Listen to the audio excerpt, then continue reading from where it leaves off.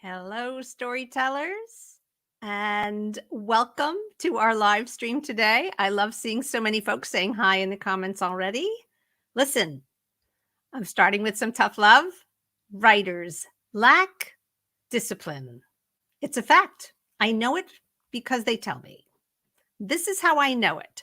Writers tell me they lack discipline. Now, you may or may not agree with this statement, but I have to tell you that this is our topic today. Is lack of discipline a real problem? Is discipline a word that is even useful for writers? And if lack of discipline is stated so often as a problem for writers, and yet maybe it doesn't mean what it sounds like it means, what are these writers trying to tell me when they say that they lack discipline? So, this is what we're going to talk about today. I hope the topic intrigues you, and I hope you've got stuff to contribute about it because I am going to ask for your input today for sure. So, before we get into the topic of writers and discipline, let me introduce myself in case anybody's here who's new to the live stream or new to the YouTube channel or new to me in some way. I'm Mary Rosewood. I am an author. I have written so far 14 published novels, all published by Big Five publishers, a couple more in the pipeline. I can't wait to make the official announcement about that, which should be coming soon. And I'm best known for writing middle grade fiction, which for those of you who don't know is a kind of children's book. It's the kind of children's book that's geared to the 8 to 12-year-old writer. Sometimes people don't know what middle grade means, but it is children's fiction. It's younger than YA, older than chapter book. We should do a talk about that sometimes because I know a lot of you out there are interested in writing children's books. That does happen to be my jam, but it's not the only kind of fiction that we talk about here on this channel, because good storytelling is good storytelling, and the same rules is not a word that I like to use a lot, but the same principles apply to a good story. Even grown-ups like a well-told story, don't they? So that's one of the things we talk about here on Wednesdays at 1 p.m. Pacific time: story structure, writing craft, and the mindset of the working, thriving writer. I think today's topic of discipline falls into that third category, although it may nibble on the edges of the other two. I am also the founder of Path of the Storyteller, which is my own platform for teaching and mentoring writers. And before we dive in, I want to make you guys a little offer in case you don't know about this already. It's a free download.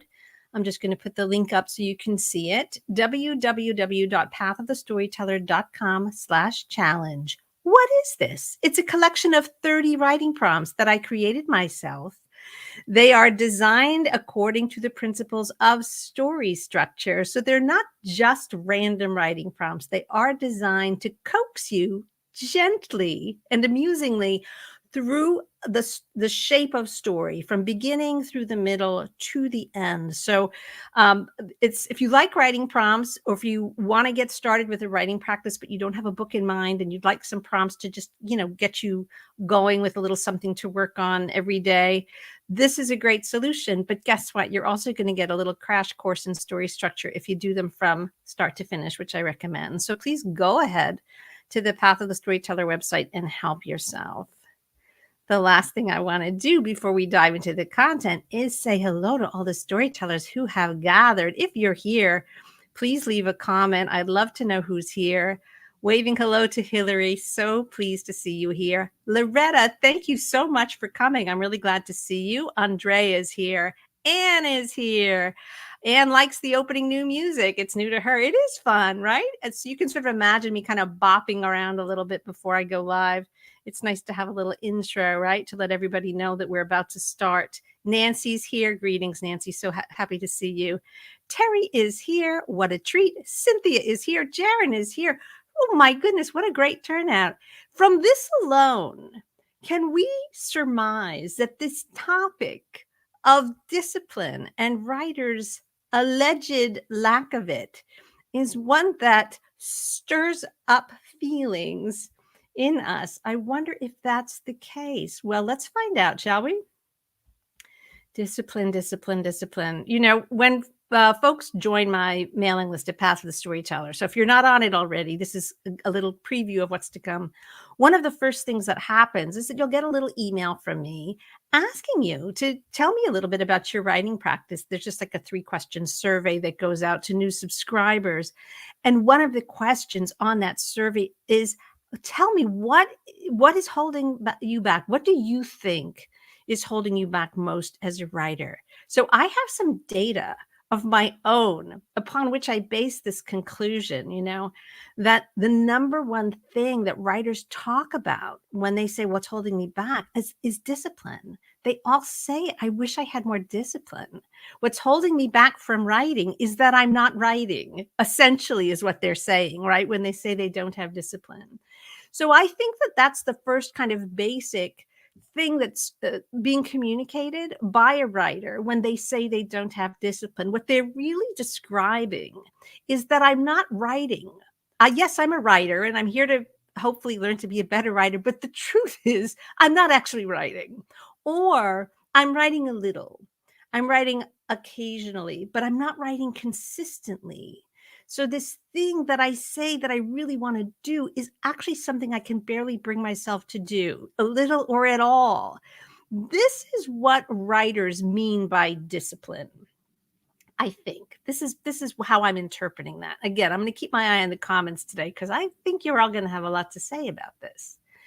So this is what writers mean by discipline, in my opinion, but it's not what the dictionary means by discipline. So of course I am a writer and I love my dictionary and I love my thesaurus. I love to go to my reference works.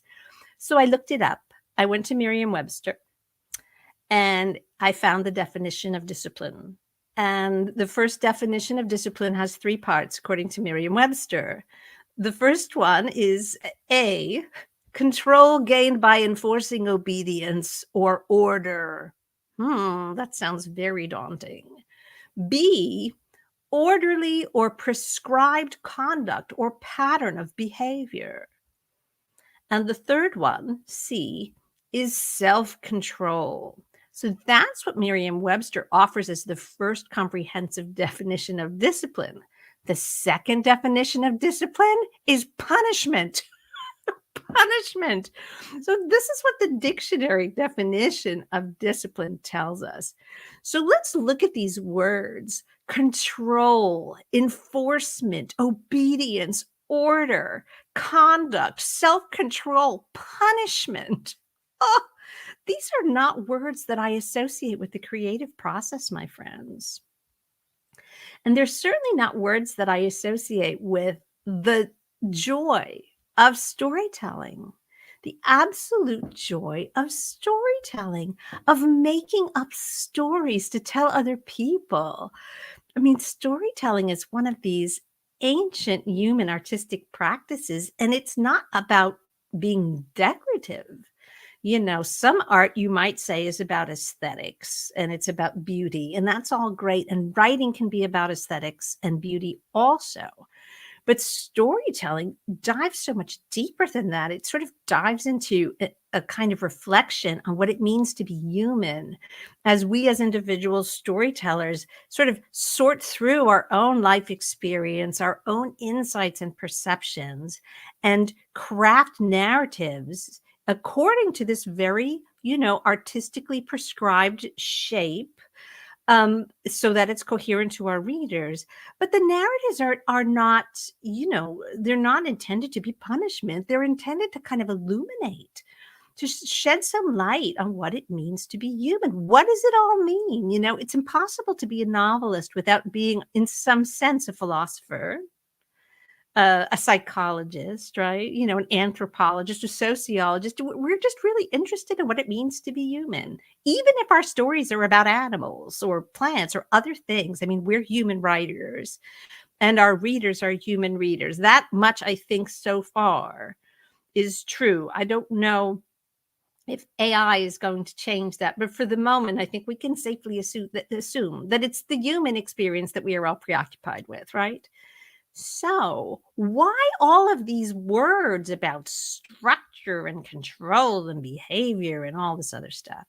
It's as if writers think that they can bully themselves into writing, that they can force themselves into making art. So this is why I feel that the word discipline is really not an accurate description. But I do hear the complaint. I hear the complaint that I want to do this. I may even on some deep level identify as a writer, but I'm not doing it. I'm just not doing it.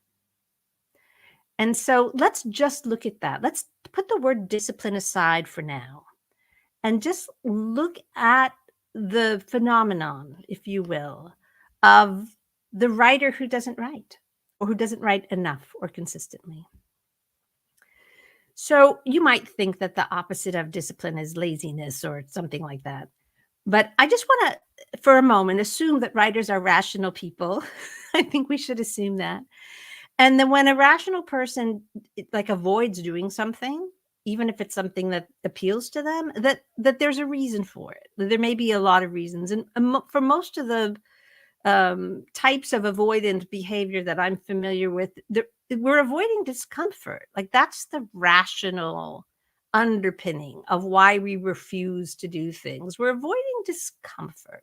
So what I want to start with today is looking at the types of discomfort that I think writers are avoiding, and maybe talk a little bit about what to do about them.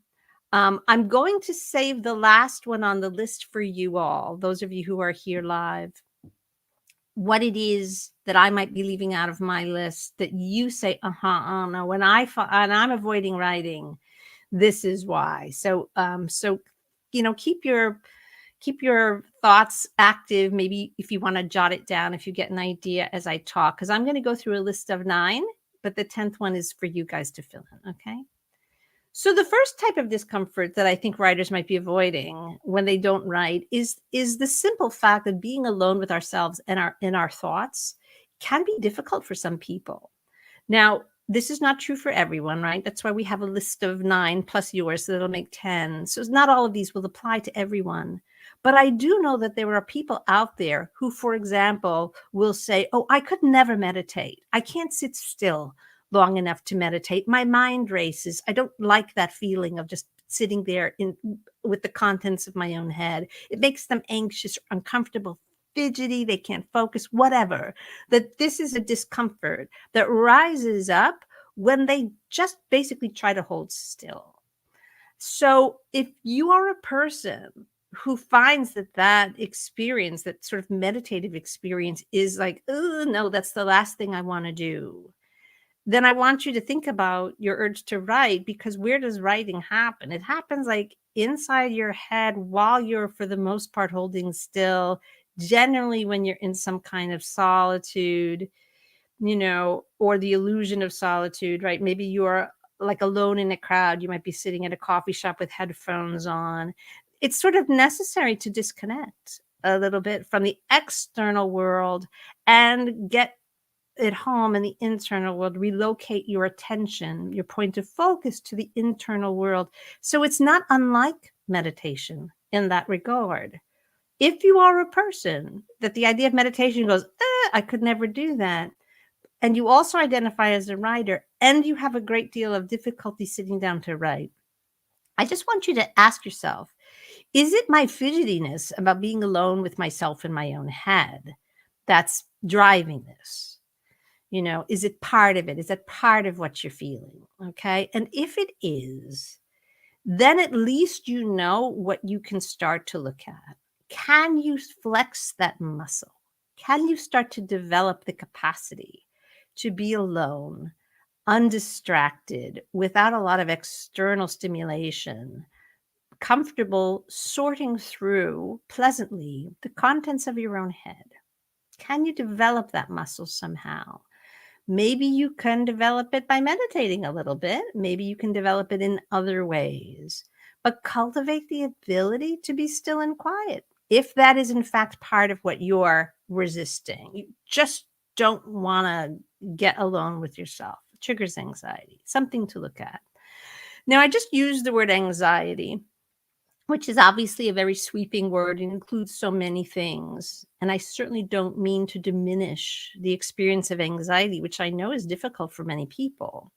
So I would say the second thing on my list of the types of discomfort that writers might be avoiding by avoiding actually writing falls under the category of anxiety. And so just look at the kinds of anxiety that might be particular to writing.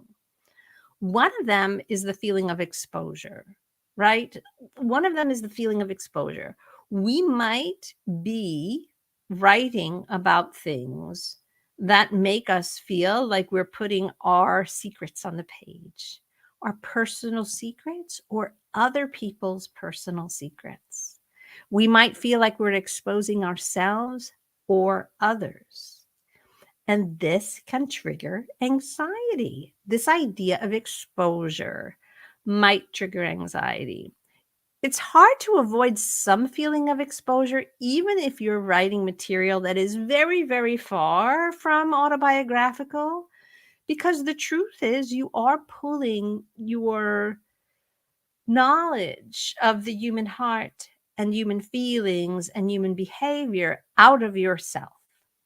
And so if you're describing hunger, you're describing hunger the way you experience hunger. If you're describing loneliness, you're describing your own loneliness, your own understanding of it.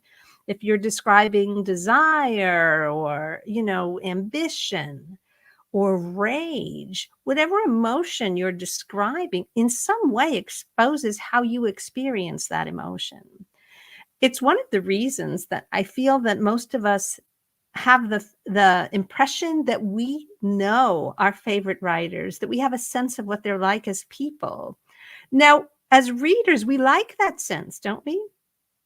Don't we like feeling that writer whose books we've read is someone that we might enjoy having a cup of coffee with and that we might feel akin to in some way, just the way a good friend has the capacity to make us feel really seen and understood. Sometimes our favorite writers can make us feel that way too, because it's clear to us from the way they describe what it means to be human that they understand what it means to be us, right? As humans.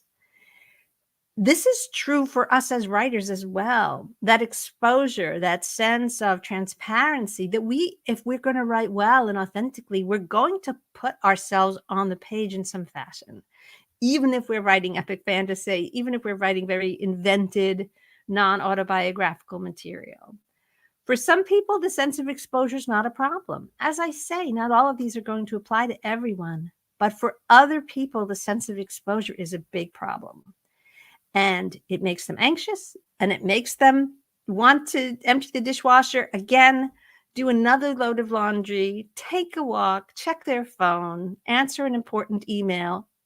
Note to self, there really are no important emails, right? Instead of using their time to write.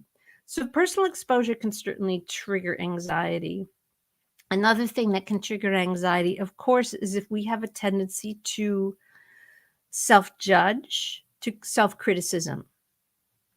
Because the minute we draw things out of our imaginations and out of our heads and out of our hearts and put them on a page, even if it's a digital page, right? We've externalized it. Now it's something outside ourselves that we can actually look at and have an opinion about. And boy, do we ever, right? The minute we put stuff down on paper, we look at it, we go, ugh, that's not that great. That's not what I meant. It seems so inadequate. Why isn't it as good as the books that I like to read? I can tell already that that's kind of bland or overwritten or underwritten or whatever. We can come up with as many criticisms as there are stars in the sky. So if we have a tendency to be critical of ourselves, almost like an automatic reflex to criticize ourselves, to judge ourselves, writing is really difficult because it does take something that's so personal and it externalizes it where we can judge it. So that's that. Another thing, here I have it in my notes. I'm so theatrical, this is such an important part of my background, my theater background. I wrote down the actor's nightmare.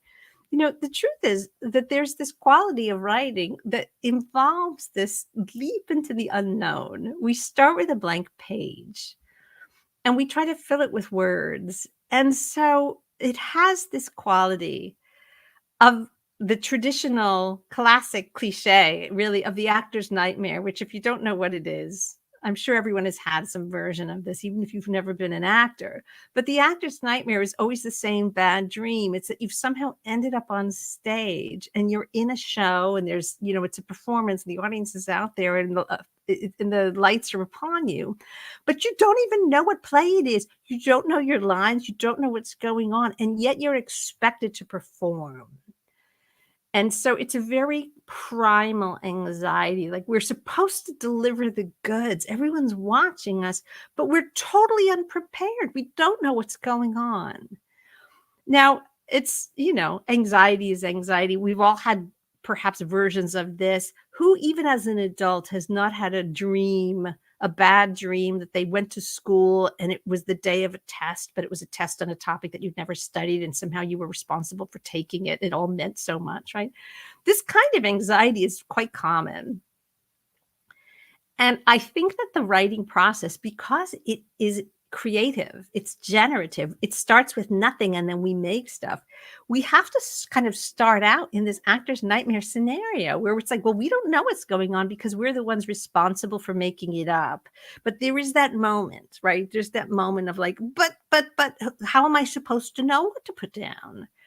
Well, if we take a deep breath and we remember that it's up to us to create the whole experience, perhaps we can sort of talk ourselves down from this anxiety. But the truth is, it's so powerful. It's so universal. This anxiety of like, it's everything. I don't know what I'm supposed to do. No one has given me instruction. I'm not prepared for this, right? To be in the seat of the one making it up, to be, as I often tell my Path of the Storyteller students, the boss of your book. It sounds very empowering, but it's also anxiety provoking. Right? Being in that seat requires us to somehow get over this very deep-seated anxiety that there's no playbook. We haven't been prepared for this. Somehow, how did we end up being the one having to make it all up, right? So there's that. There's a lot one could say about anxiety, but that's just a couple of examples that I thought of. Another way that we might, as writers, be in our own way, in the kind of way that gets easily labeled lack of discipline, is if we have a hard time saying no. Now, some people have a hard time saying no. Anybody asks you anything, and you feel that you either need to say yes, or you need to say maybe, or you need to make up an excuse or dodge the question. You can't just say, no, I don't think so. No, thanks. I can't. Sorry. And you just can't say no to things. And how does that affect us as writers? The truth is that if we're going to allow our personal writing practice to be important, to take up space in our lives, in our attention span, in our daily calendar, it does mean saying no to things. Maybe everyone else in the family is going to sit down and watch a movie tonight, and you're like, not really interested in the movie. I'd rather go back into my little nook and write for 2 hours. So it means saying no to the movie. So you say no. Perhaps you love to read every book that comes out. You've got a to-read pile a mile high on your nightstand. Listen, I can totally relate. My house is stuffed with books. But the truth is, if you prioritize reading everybody else's book over writing your own, you're just not going to have enough time to write. And you need to say no. It's okay to say no. I just didn't get around to reading that book. I thought it was more important to write my own. That's a perfectly good thing to say, Setting boundaries of all kinds can be challenging for some people. Not everybody, but for some people. We just haven't been taught that it's okay to set the agenda for ourselves. If anybody else, and I mean anybody, has an agenda, we feel somehow beholden to it. If this is you, guess what? You get to practice saying no. No to the less interesting activity. No to the thing you really don't want to do. No to the, maybe one too many chatty phone calls from the friend who wants a chatty phone call every day for an hour, Maybe there's things that are going on in your life that are other people's responsibilities that they're happy to let you do for them. You can just say no. There's maybe all kinds of things you can say no to. You can unsubscribe from emails. This is a really good practice. If you say, oh, I spend all this time every day just dealing with the digital clutter, I get so many emails, this, that, and the other thing. Start to say no to be very discerning, cultivate a little bit of minimalism in your calendar. How much do you need to know about what's going on, about things about which you have no control? Streamline the distractions. Say no to things. Say no to possessions. Say no to the excessive invitations, meaningless entertainments, right? Like low quality interactions. Save the best of yourself for writing your book, for making art. Say no to other things. Saying no to one thing. Now, number 4 on my list has to do with the idea of systems. Now, this is a little nerdy, but I'm interested in a lot of things, especially things about human behavior. And one of the books that I was reading recently was about a management technique, a project management technique that anybody out there who works in tech development or maybe in a corporate environment might have heard of, which is called the Scrum technique. And it's really fascinating to me. It's kind of like this really efficient, effective way for teams to work together on a common cause to achieve stuff, to get stuff done faster, to get stuff done under budget, to get stuff done joyfully without this oppressive sense of having to work oneself to the bone to meet deadlines, right? And so it's super interesting. I'll put a link in the description box below to the book that I'm reading about it in case anyone is a nerd about stuff like that and wants to look into it. But what I wanted to share with you is this observation by the author that sometimes, a company might say, well, we just got the wrong employees. We keep trying to do stuff and they can't get it done on time and they're always running over budget. And they say it's going to take 12 weeks and then it takes 2 years and, all the kind of stuff that runs rampant in organizational projects. And the truth is that if you have the wrong systems, you could replace all the employees you have with different employees and they'll fall into the same traps, whereas you can take the same staff that you already think are not terribly hardworking or industrious or maybe innovative enough to get the job done. And if you organize them differently and you put the right systems in place, all of a sudden these same inadequate people become superstars. So it's a false belief, right? That it sort of, this person is good at it and this person is bad at it. This person has discipline, this person doesn't. One person probably has better systems than the other, right? If the outcome of what they're doing is that different, they might just have better systems. So I want to talk about this idea of systems. What are the systems surrounding your writing practice? If you think that you don't have enough discipline, what are the systems that are setting you up for either success or failure? You might want to see if you have a good place to work, right? First and foremost, is there a place you can go to work in your house, at the local coffee shop? Have you even sorted that? Are you sabotaging yourself by trying to work while all the distractions are still in place? Do you try to work on your novel with your phone right next to you? Do you? If you do, why do you do that? You don't need your phone while you're working, right? You don't need your phone there just in case you get a text while you're trying to work. Put it someplace else. Turn it off. Do something. Another problem that might be part of a bad system is that you set unrealistic goals and then you meet them and then you plunge yourself into despair. One of the things that the Scrum technique focuses on is being very honest about the fact that it's impossible to plan a project more than a few weeks ahead of time. So you can't set deadlines like a year from now, I should have a novel in the bookstores, What you can do is say, well, by the end of the week or by the end of next week, I will have finished this chapter and like given it a like a preliminary revision, polished it up a little bit.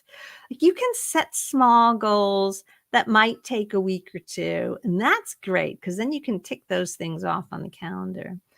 Another thing about the Scrum technique that's built into this process is to make a commitment to removing obstacles, which means that you have a little meeting every day, the team does. And in your case, you may be your own team, but you can have a meeting with yourself, right? You can certainly have a meeting with yourself.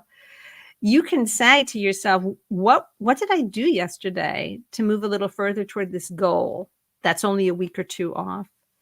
And what am I going to do today to move a little further to this goal? And if I didn't do what I said I was going to do yesterday, what was the obstacle? And how am I going to remove that obstacle today? So removing obstacles is not one and done. It's a daily practice of identifying what got in my way yesterday, what it threatens to get in my way today. I'm going to remove that obstacle. You don't just sit there and say, oh, I have obstacles. Remove them, commit to removing them. But you've got to check in with yourself, right? So that's a really interesting one to consider. Look at the systems surrounding your writing practice. Are you setting yourself up for failure or for success? If you're setting yourself up for failure, don't call it lack of discipline. You just need to tweak your systems, all right? So that's the nerdy one on my list. The fifth one is super easy. Are you getting enough sleep? Are you just too tired? Seriously, people, go to bed early. Get a lot of sleep. Get a little bit more than you think. Writing happens where? Up here. Writing happens in the brain. I just can't emphasize this enough. If you're mentally exhausted because of lack of sleep, and then you expect yourself to write a novel, you're kidding yourself. You're just not going to be able to do it. And you're going to be mad at yourself because you're going to say, I can't think of anything. I can't focus. Oh, I don't know. I drank 3 cups of coffee, but I still can't focus. Just get more sleep. Okay? Sleep. That's number 5. Number 6, I really want to hear if this is a factor for anyone. I do sometimes notice it when I'm working with writers. Many of us have an early exposure to writing that has to do with school. When we were students in school and we were taught to write, we had to write. We were supposed to write correctly. Our writing was graded. We had to write papers on a deadline. We hated it and it was stressful. If you have school trauma, and I think that many of us do, even if we went to nice schools, well-intended teachers, and were reasonably successful students, I just want you to tell the truth. When you think back about your years at school, were there a lot of times when it was just super stressful and that stress centered around having to write something? Did you have to stay up all night the night before something was due to write something? Did you worry about, getting a bad grade on something you had to written? I have to bring up Karen. I'm so glad you're here. An old schoolmate of mine is here, and she's just thrown out a little bit of a love note to an old teacher of ours. Karen, I'm so sorry that I've stirred this pot for you. But I'm really glad you left a comment. I'm just saying, and Karen can attest to this because we were in school together. I went to a pretty nice school in the suburbs. It wasn't like the horrible school. I was a pretty good student. I did well in school. But I mean, you sweat bullets to get these assignments done. It was really stressful. I think a lot of us carry school trauma into our adult lives. And whenever we're in a situation where it feels like school, do we revert instantly to that stressed out kid, that need to please, that sense of like kind of, almost like sick to our stomach anxiety about getting it done, about what we have to do to get it done and whether it's going to be good enough or not? Now, listen, School trauma, like all kinds of trauma, is not a joke.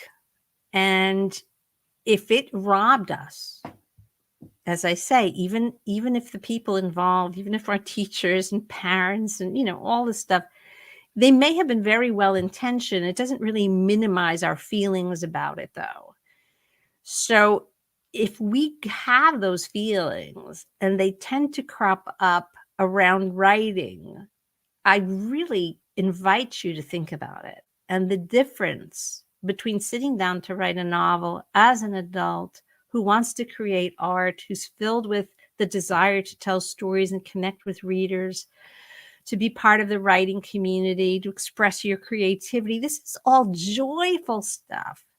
But if there's something about it that plunges you into the palpitating anxiety of the third grader who just sort of can't figure out how to spell the word and is really afraid of turning it in with a mistake on it, you've just got to think about that and give yourself a hug and recognize that that was then and this is now. This is a very different kind of writing. Nobody's grading you. This is all about you expressing yourself. And honestly, it's about you giving a gift to your readers, So look at your school trauma, people. Just look at all that stuff. Now, number 7, quick. I'm going to get through them quick. And number 7 is about being quick. You are a person who's a little bit addicted to being busy. Now, this is very common in modern life, so I'm not calling out anybody about anything that I don't also feel I'm guilty of myself. You're just a little addicted to being busy. You just think being busy is part of being a grown-up. It's part of using your time well. You don't want to waste time. You're always trying to be efficient and productive, and you're always trying to keep busy. Here's the thing. Creative work is inefficient by nature. By its very definition, creative work is highly inefficient. It is not about product. It is about process. You may have to put in many minutes, many hours, many days and weeks and months learning your craft, fiddling around, trying out ideas, writing drafts that you then abandon or need to be rewritten. Efficiency models do not apply to making art, especially, I would say, early in our practices, because we don't have the tools to take shortcuts yet. It's important for us to just spend the time practicing, doing. And so if inefficiency makes you anxious because you're kind of addicted to being busy and making every minute count, this is a big source of discomfort. And this will make you resist getting into the writing chair because part of you knows, as part of you should know, that you may spend an hour in that chair and end up with quote unquote nothing to show for it. Now, is that true? No. If you spend an hour daydreaming and jotting notes and thinking about things you'd like to write about, if you spend an hour drafting something that you then decided, I don't really think this scene is necessary, that's work. That's creative work. That's all part of it, So you have to give up any inclination to expect your artistic practice to deliver the goods each time. You can't put an hourly rate on it. You measure it by different metrics. Okay.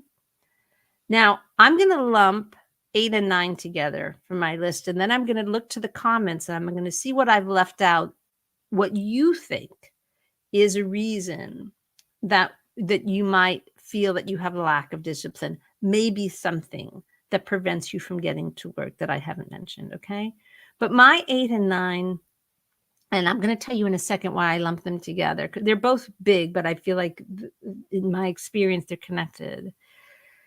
Number 8 is that you lack sufficient training to actually know enough of what to do to get anything done. And number 9 is that you lack any accountability at all, that there's nobody who's interested in your writing or that you have to show it to or who's encouraging you, that you can trust, that you actually feel like it excites me. Like I'd like to finish this so I can show it to so-and-so or share it with somebody, right? Now, why do I lump these two rather large ideas together? Well, as you know by now, I think most of you, I run a program called Path of the Storyteller. I have a few different courses that I offer, but my flagship program is a 16-week, very comprehensive training in story structure and writing craft. And, I have a group of folks who've been through that program who still continue to meet weekly in our Storyteller Circle membership, and they are just doing amazing. And I'm also going through the program right now with an incredible group of writers who are getting into the home stretch of our 16 weeks. They started in January, so we're wrapping it up. And one of the things that I've been hearing from them lately as they approach the end of the program. So now they're really starting to have a pretty robust set of techniques and tools at their fingertips that they did not have before they started the program. What I'm hearing from them, which makes me so happy, is that the feeling of sitting down to work as a writer, when you have both a very clear set of techniques and tools at your disposal so that you actually can sit down to work with confidence. You sort of know what to do. You have a competency about it. You actually know what to do. It's so empowering. That alone is transformative, but also being part of a community that they know when they write something, they can run, they can post it in the community bulletin board. Their colleagues are ready to read it, comment on it. I'm in there, like commenting, giving a thumbs up, clicking a little heart, noting what they got right, maybe adding some additional comments so they can even make it even better or learn another angle on it, the technique they're working on. It's transformative. It's a very different structure in which to write when you have a sense that you know what you're doing and you have a community that's supporting you. Now, if you don't have either of those two things, if you haven't had enough training to sit down and have even a sense that you know how to begin, or you know what to do once you get past the initial flush of, oh, I had an idea for a couple of pages, and you write it, then you're like, well, now I don't exactly know what to do with this, right? It's not a sign of anything except you might need some training to know what to do with it, to know what happens next, right? To know how to keep proceeding to tell a coherent story. So the training could help a lot. But also, if you're doing it in a vacuum and there's really nobody who cares whether you keep going or not, or you don't have the kind of reward system built in of saying, okay, well, when I do this, I know that I can show it to people who have my back, who are on my side. And I also know that as part of that, any problems or obstacles that I encounter, I'm going to be able to get feedback on right away. So I'm not wasting my time in the sense that I'm going to get stuck and that's the end of it. And this was just a dumb waste of time. No, I'm just sharing it with people who can help me get unstuck. So you're part of something, like you sort of built a system for yourself where you know that you're going to succeed. This is essential, And when I think of that sense of empowerment that, develops in people who've made the commitment to study their craft, who've committed to being part of a writing community that has that same excitement about kind of getting on top of the work in a more professional way. And then I look at the writers who say, well, I just don't have the discipline. I just want to hug them because they've labeled themselves as undisciplined, when really what they're lacking is training and community. It's, they've taken it on themselves. And I have to wonder why sometimes. And I suppose that they just may not know. They may not know what a difference it can make. They may have bought into ideas about, talent, or, that there's this kind of native ability that allows some magic people to spew out books pre-copy edited and bound between hardcovers. It isn't so. Anybody who's written a lot of books and published a lot of books, I've written a lot of books and I've published a lot of books, right? I can tell you it's not so. Like, there are no magic people like that. It's like anything else. You practice, you learn how, you practice, you study, you get good at it, and then, then you're working at professional level. It's just really not a mystery. So I'm going to take a moment. That was my list of 9. I just want to take a moment to see if anybody has a, a candidate for a 10th item on this list. What might be masquerading as a lack of discipline? Oh, I see one. I'm just going to look at all the comments. I'm looking at all of them. Terry, glad to see you here. We've got some more folks who showed up live. So nice. Let's see. All right. I think I'm going to have to go with this one. Karen says, and this I think is in relationship to school trauma, right? Karen says, it made me a perfectionist, which is the number 10 you were asking us for at the end. What a great conclusion to our list. Thank you so much, Karen. Perfectionism. Wow. I'm sure a lot of people can relate. If you are a perfectionist, I'm sure you all know that the odds of anything perfect coming out when you sit down to work and you create something, the odds are 0. That's not how the creative process works. We start with sloppy mud pies, as I say to my Path of the Storyteller students. We just start with lumps of clay. We start with mess, and that's as it should be. Just like painters might fill sketchbooks full of little sloppy pencil sketches and little drawings and little experiments, little studies, that they will then eventually decide, to do a great oil painting and use the elements that they worked out in their sketches prior to actually making it into a painting. We're doing the same thing. A lot of our writing, as we're doing it, is process work. It's sketches in a sketchbook. We're just working stuff out. And then we're going to, deploy it in the finished work in an intentional way. And again, like if you don't have a realistic sense of the writing process, if you haven't studied enough to even understand what the real technique of writing finished fiction includes, it's like a lot of steps involved. You're going to be very disappointed when the first efforts that come out are so imperfect. So perfectionism will stop you in your tracks, and trying to avoid the pain of that, like the disappointment of the imperfectness of your own work, is definitely enough to keep you from the chair. So there you go. Thank you so much. All right, let's wrap up very quickly, and I just wanted to say in conclusion, I think writers use this word discipline to describe the cause of their problem, right? Like if their problem is that they're not writing at all or they're not writing consistently, they think that lack of discipline is the cause of it. But it's not the cause of it. If you're not writing, if you're not writing at all, if you're not writing consistently, that's the symptom. That is the symptom. And it's something that you can look at in all these other ways, right? That you're avoiding discomfort in some way. And so you can think about the types of discomfort that I described today. Maybe there are other things that came up for you. Just ask yourself, how can I make this comfortable? How can I make this a joy? Nobody has to discipline a child to force them to play. You don't have to force a kid to make up stories. You don't have to force a kid to use their imagination.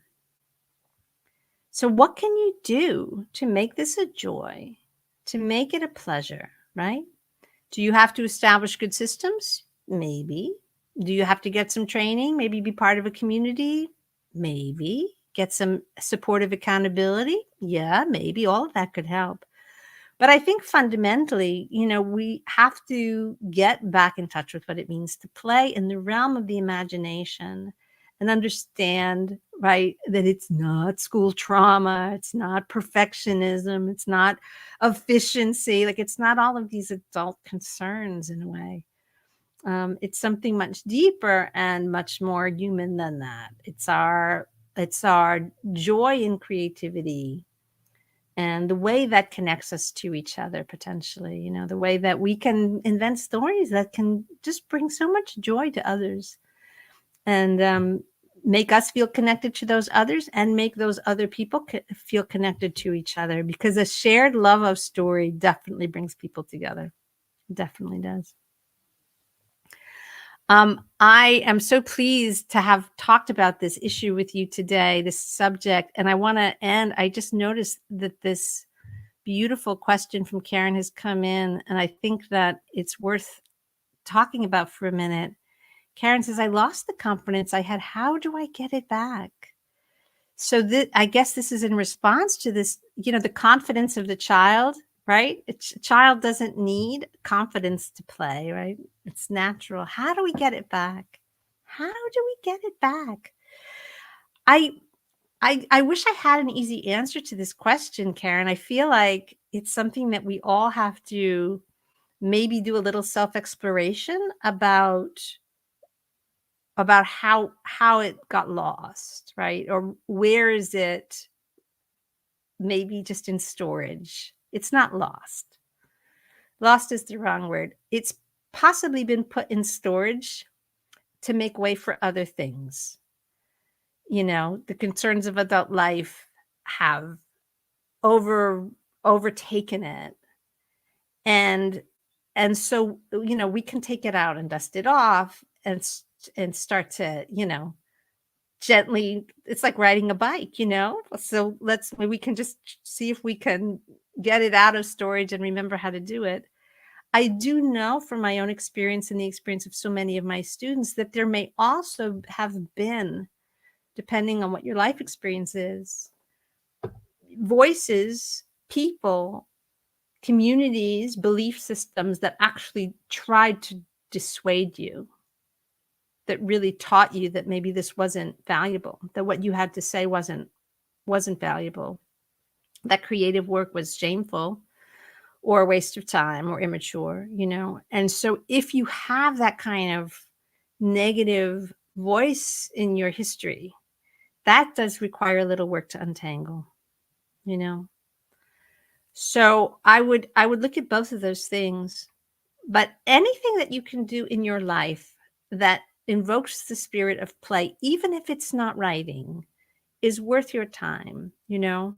Take up a little sport, do something silly. I play pickleball. I really love it. It's super silly. We're like children when we go out to play pickleball. We trash talk each other and we smack a little wiffle ball around and we get tired and it's just silly, right?